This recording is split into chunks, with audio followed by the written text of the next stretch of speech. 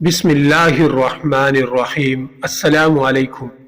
प्यारे दोस्तों, आज की वीडियो में हम बात करने वाले हैं हज़रत अबू बकर सदीक रज़ी अल्लाहु अन्हु के बारे में। हज़रत अबू बकर सदीक रज़ी अल्लाहु अन्हु ने ईमान कैसे लाया, हज़रत अबू बकर सदीक रज़ी अल्लाहु अन्हु को सिद्दीक का लक़ब कैसे अता हुआ, हज़रत अबू बकर सदीक रज़ी अल्लाहु अन्हु को नमाज पढ़ाने का हुक्म और ऐसे बहुत सी वाक़ियात के बारे में आज हम बात करने वाले हैं। तो प्यारे दोस्तों, वीडियो को आखिर तक ज़रूर देखिए और चैनल को ज़रूर सब्सक्राइब करें। हज़रत अबू बकर सदीक रज़ी अल्लाहु अन्हु सबसे पहले नबी अकरम सल्लल्लाहु अलैहि वसल्लम पर ईमान लाए। जिस शख्स ने सबसे पहले नबी अकरम सल्लल्लाहु अलैहि वसल्लम के साथ नमाज पढ़ी वो भी अबू बकर सदीक रज़ी अल्लाहु अन्हु थे। मीमून बिन मेहरान से किसी ने पूछा कि आपके नजदीक अली रज़ी अल्लाहु अन्हु अफजल है या अबू बकर सदीक, तो उन्होंने ये सुनकर सख्त गुस्सा किया और फरमाने लगे कि मुझे ये मालूम न था कि मैं इन दोनों में मुआजना किए जाने के वक़्त तक जिंदा रहूंगा। अरे ये दोनों इस्लाम के लिए बेमंजिला सर के थे। मर्दों में सबसे पहले अबू बकर सदीक रज़ी अल्लाहु अन्हु ईमान लाए और लड़कों में सबसे पहले अली रज़ी अल्लाहु अन्हु ईमान लाए। औरतों में सबसे पहले खदीजतुल कुबरा रज़ी अल्लाहु अन्हा ईमान लाई थी।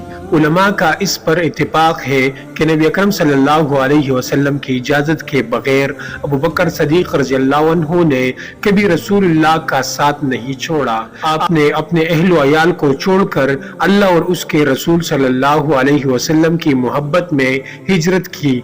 गार में रसूलुल्लाह सल्लल्लाहु अलैहि वसल्लम का साथ दिया। लड़ाइयों में आप सल्लल्लाहु अलैहि वसल्लम के साथ रहे। जंगी बदर में नबी अकरम सल्लल्लाहु अलैहि वसल्लम ने अबू बकर सदीक रज़ी अल्लाहु अन्हु और अली रज़ी अल्लाहु अन्हु से फरमाया कि तुम में से एक के साथ जिब्राइल है, दूसरे के साथ मेकाइल है। जंगी बदर में अब्दुल्लाह बिन अबू बकर रज़ी अल्लाहु अन्हु मुशरिकीन के लश्कर में शामिल थे। जब वो मुसलमान हो गए तो उन्होंने अपने वालिद माजिद यानी अबू बकर सदीक रज़ी अल्लाहु अन्हु से कहा कि बदर के रोज आप कई मर्तबा मेरे तीर के जिद में आए, मगर मैंने अपना हाथ रोक लिया। आप रज़ी अल्लाहु अन्हु ने फरमाया, अगर मुझे ऐसा मौका मिलता तो मैं तुझे बगैर निशाना बनाए न रहता।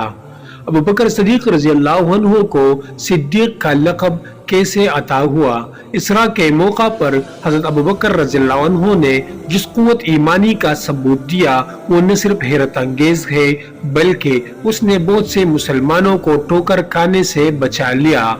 जब रसूलुल्लाह सल्लल्लाहु अलैहि वसल्लम ने अहले मक्का से बयान फरमाया कि रात आपको खाना काबा से बैतुल मुक़द्दस ले जाया गया और वहां आपने मस्जिद अक़सा में नमाज पढ़ी तो मुशरिकीन ने आपका मजाक उड़ाया और कहने लगे कि मक्का से शाम तक का फासिला 1 महीने का है।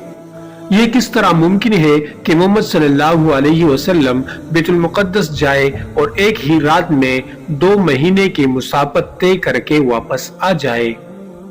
बाज मुसलमानों के दिलों में भी तरद्दुद पैदा हो गया। उन्होंने जाकर अबू बकर से सारा वाक़या बयान किया। ये सुनकर अबू बकर रज़ी अल्लाहु अन्हु पर दहशत सी तारी हो गई और कहने लगे कि तुम रसूलुल्लाह सल्लल्लाहु अलैहि वसल्लम पर बहतान बांधते हो। लेकिन लोगों ने कहा, हम झूठ नहीं कह रहे, आपने अभी मस्जिद में ये बात बयान फरमाई है।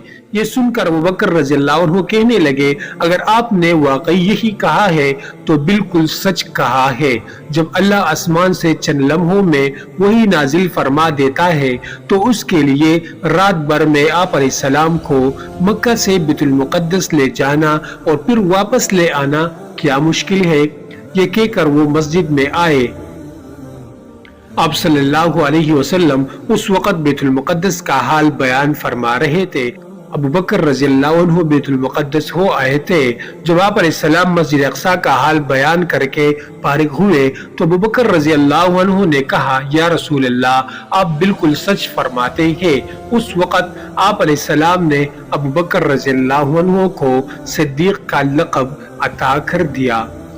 ابو بکر رضی اللہ عنہ کو نماز پڑھانے کا حکم جب رسول اللہ صلی اللہ علیہ وسلم کی علالت نے شدت اختیار کی تو آپ علیہ السلام نے حکم دیا کہ ابو بکر رضی اللہ عنہ لوگوں کو نماز پڑھائے۔ اس ذیل میں حضرت عائشہ رضی اللہ عنہ کی ایک روایت قابل اندراج ہے۔ آپ رضی اللہ عنہ فرماتی ہے جب رسول اللہ صلی اللہ علیہ وسلم زیادہ بیمار ہوئے تو بلال نماز کے لیے عرض کرنے آئے۔ آپ علیہ السلام نے فرمایا ابو بکر رضی اللہ عنہ سے کہہ دو کہ وہ لوگوں کو نماز پڑھائے۔ میں نے کہا ابو بکر بہت رقیق القلب انسان ہے، جب وہ آپ علیہ السلام کی جگہ کھڑے ہو گئے تو ضبط نہ کر سکیں گے اور اس طرح لوگوں کی نماز میں خلل پڑے گا۔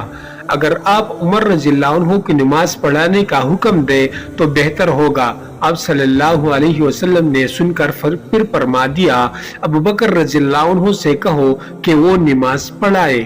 اس پر میں نے حفصہ سے کہا ابو بکر رضی اللہ عنہ رقیق القلب ہے، وہ نماز میں رونا شروع کر دیں گے اور لوگوں کی نماز میں خلل پڑے گا۔ تم رسول اللہ سے کہو کہ وہ ابو بکر کی جگہ عمر کو نماز پڑھنے کا حکم دے۔ چنانچہ حفصہ نے جا کر یہی بات آپ علیہ السلام سے کہہ دی۔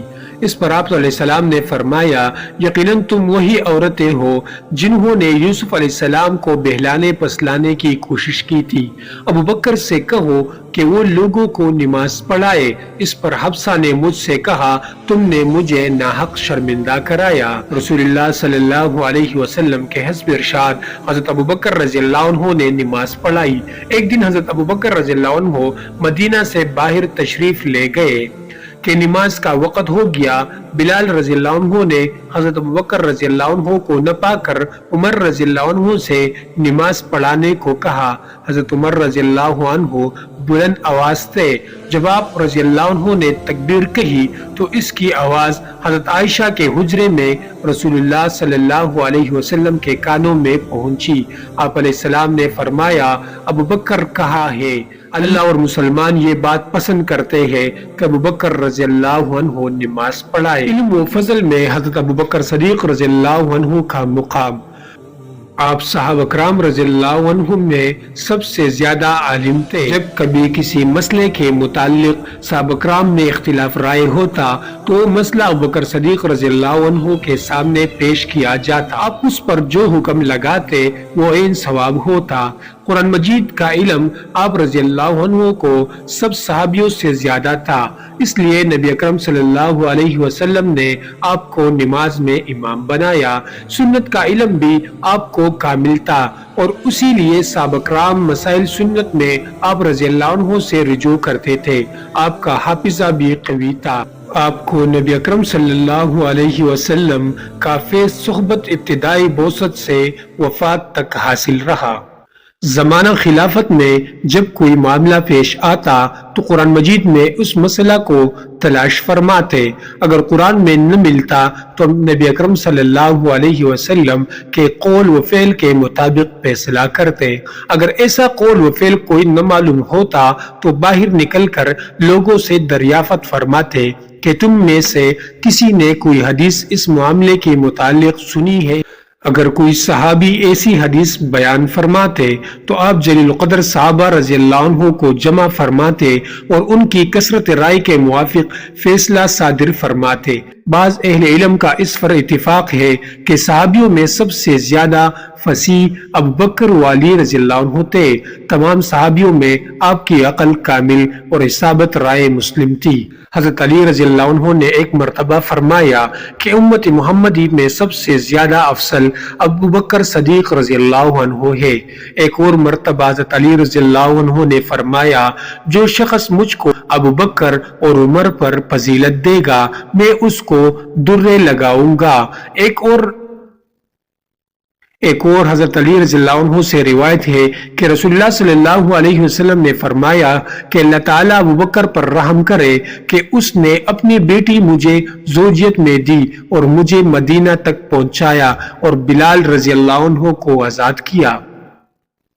حسن بن علی رضی اللہ عنہ سے روایت ہے کہ ابو بکر صدیق رضی اللہ عنہ نے انتقال کے وقت حضرت عائشہ صدیقہ رضی اللہ عنہ سے فرمایا کہ میرے مرنے کے بعد یہ اونٹنی جس کا دودھ ہم پیتے تھے اور یہ بڑا پیالہ جس میں ہم کھاتے تھے اور یہ چادریں عمر رضی اللہ عنہ کے پاس بیچ دینا، کیونکہ میں نے ان چیزوں کو بحیثیت خلیفہ ہونے کے بیت المال سے لیا تھا۔ جب حضرت عمر رضی اللہ عنہ کو یہ چیزیں پہنچی تو انہوں نے فرمایا کہ اللہ تعالیٰ ابو بکر پر رحم فرمائے کہ میرے واسطے کیسی کچھ تکلیف اٹھائی ہے۔